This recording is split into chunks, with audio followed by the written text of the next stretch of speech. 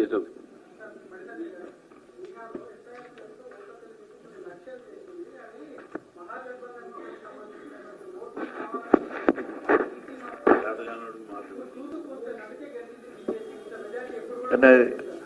ఇప్పుడు ఇంతకుముందు మహారాష్ట్రలో జరిగింది, హర్యానాలో జరిగింది.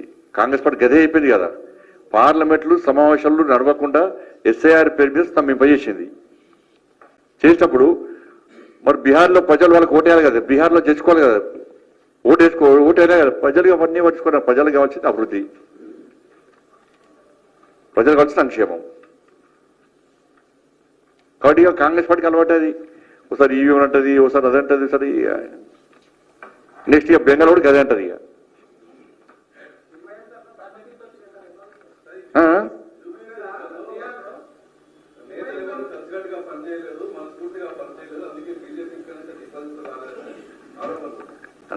డిపాజిట్ల గురించి మాట్లాడుకోవడం ముఖ్యం కాదు. కార్యకర్తలు అందరూ, నాయకులు అందరూ కష్టపడి పనిచేసినాం. అందరు కష్టపడి పనిచేసినాం. చిన్న చిన్న పొరపాట్లు ఉంటే రామచంద్ర గారి అధ్యక్షతన తర్వాత సమీక్ష పక్కా జరుపుకొని ఇంతకు జరిగిన తప్పిదాలు అనేది నెక్స్ట్ జరగకుండా ఏం చేయాలో సమీక్షించుకుంటాం. అది విమర్శ, ప్రతి విమర్శలకు మాత్రం అవకాశమే.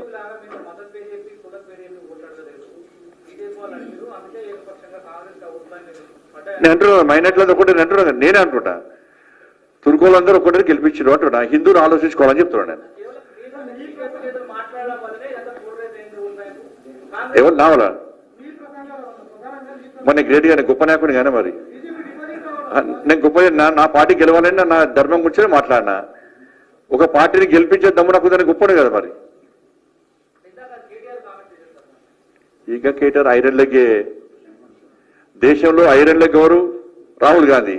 ఈ తెలంగాణ రాష్ట్రంలో ఐరన్ లెగ్ కేటీఆర్. ఎందుకు అంటే ఇప్పుడు ఆయన అయిన తర్వాత ఈ జిహెచ్ఎంసీ దానిలో 99 సీట్లు ఉండాలి జిహెచ్ఎంసీలో. వాళ్ళు ఎన్నైనాయి? 56కి వచ్చినాయి. 56కి వచ్చినాయి. హుజాబాద్ ఓడిపోయారు. మునుగోడులో సరే ఏదో అట్లా అయిపోయింది. ఎమ్మెల్సీలు 2 ఓడిపోయారు. కంటోన్మెంట్ ఓడిపోయారు. జూబ్లీస్ ఓడిపోయారు. వాళ్ళ చెల్లె కూడా అప్పుడు ఓడిపోయింది. చెల్లె దూరమైంది. పాపం హరీష్ రావు కూడా లాస్ట్ రానియలేదట. కాబట్టి కేటీఆర్ అనే వ్యక్తి ఉన్న రోజులు మాకు బ్రాండ్ అంబాసిడర్లు ఎవరు అంటే దేశంలో రాహుల్ గాంధీ, తెలంగాణలో కేటీఆర్. ఆర్కే బ్రదర్స్ నేనే చెప్పిన. ఒకదాకా జూబ్లీస్ లో ఏం ట్యాక్స్ ఉండే? Okay tax, Owaisi KTR tax ఉండే. ఇప్పుడు ఒరే ట్యాక్స్, ఓవైసీ రేవంత్ రెడ్డి ట్యాక్స్. తెలంగాణ రాష్ట్రంలో జరిగేది ఆర్కే బ్రదర్స్ రాజ్యం నడుస్తున్నది. ఇప్పుడు మళ్ళీ చెప్తున్నాను, ఆర్కే బ్రదర్స్ వాళ్ళు ఎన్నికల ముందు మాత్రమే కొట్టాడుకుంటారు, ఎన్నికల తర్వాత కలిసి ఉంటారు. నేను మళ్ళీ చెప్తున్నా, ఇవాళ బీఆర్ఎస్ పార్టీకి ఈ ముఖ్యమంత్రి కొడుకు ఏమైనా సిగ్గుంటే, ఏమైనా శరం ఉంటే, నీకు అక్కలు ఉంటే ఫస్ట్ నువ్వేం చేయాలంటే మాగంటి గోపీనాథ్ వాళ్ళ భార్య, మొదటి భార్య, వాళ్ళ కొడుకు తారక్, ఫస్ట్ వాళ్ళ క్షమాపణ. ఇప్పుడు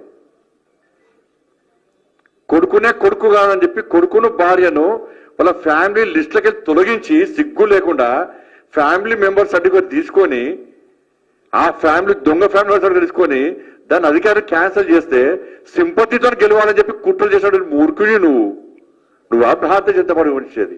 నీకు సర్టిఫికేట్ రోల్ ఇచ్చారు, రేవంత్ రెడ్డి గారు ఇచ్చారు సర్టిఫికేట్. నీకు వాళ్ళ ప్రభుత్వం ఇచ్చింది, వాళ్ళ అధికారులు ఇచ్చారు.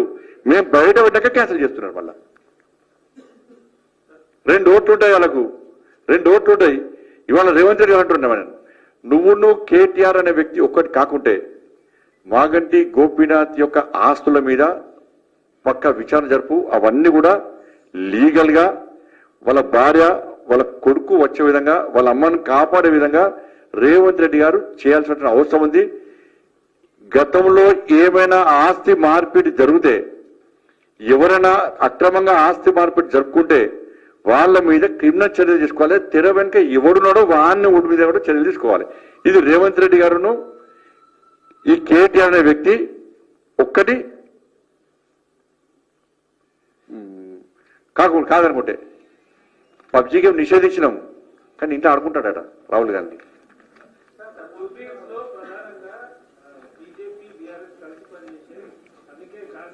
ఇప్పుడు మీరే చూడరన్నా, కాంగ్రెస్ వాళ్ళు ఏమంటున్నారు అంటారు కదా, మరి బీఆర్ఎస్ వాళ్ళు ఏమంటున్నారు?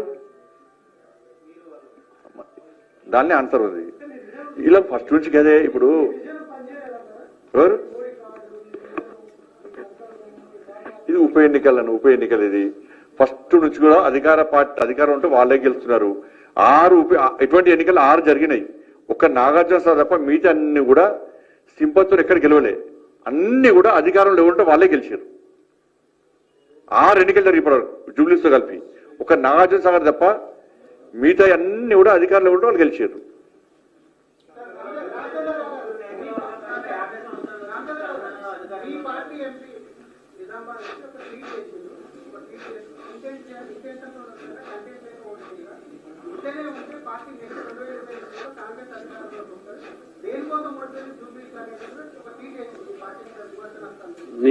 నేను ట్వీట్ చూసి చెప్తాను.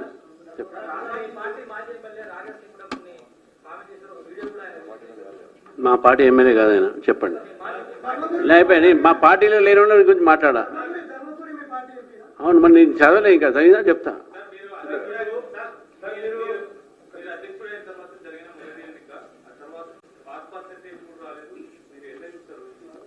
ఫెయిల్ అయితేనే ఉంటే సక్సెస్ అవుతాయి కదా. ఫెయిల్యూర్స్ అది ఫస్ట్ స్టోన్ ఫర్ సక్సెస్, అది గుర్తుపెట్టుకోండి.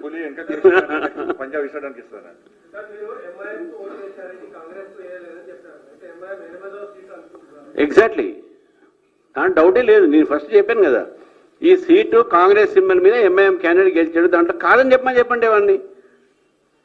చలో.